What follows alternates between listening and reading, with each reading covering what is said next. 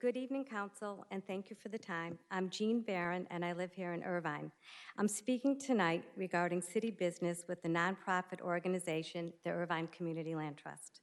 First, a sincere thank you to the city for introducing annual community partnership presentations. It's a great concept.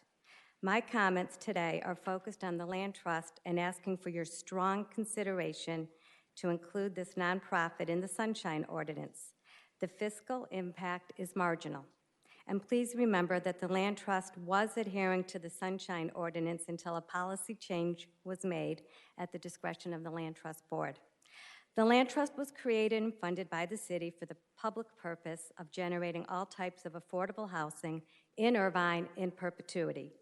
This entity primarily operates on a combination of money and public land from the city. In fact, according to the records, the city just transferred another payment of $1.4 million to the Land Trust. We are indeed grateful that the Land Trust voluntarily reopened its monthly board meetings to the public. But the reality is the Land Trust is operating with reduced transparency and accountability while responsible for city assets. Here are several data points of this reduced transparency. The mid-year budget presentation excluded the detailed financial data that was provided in last year's budget review. So this year, we received pie charts, but we didn't get the numbers behind the pie charts. Public records access, financial data, and other reports that were routinely available when the city administered the Land Trust are no longer accessible. Last year, the Land Trust promised at a city council meeting to provide reports and financial data to the city's housing department. I don't believe today this is happening. I think we should be following, at minimum, the transparency that was promised to the community last year as a result of Council Member Lalaway and Shea's discussions that are on the record. My last example is, quickly, contract expenses.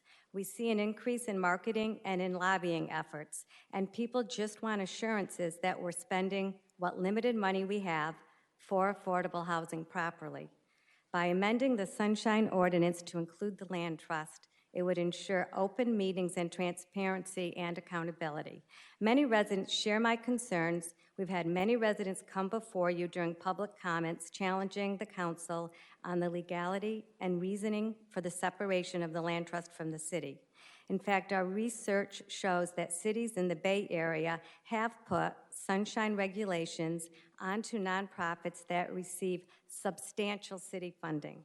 So in closing, at a minimum, please consider adopting some practices that would bring the level of transparency and accountability up to the Irvine standard, or at least bring it back to where it was a year ago.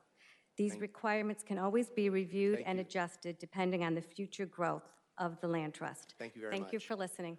All right, let's bring it back to the council. There is no staff report.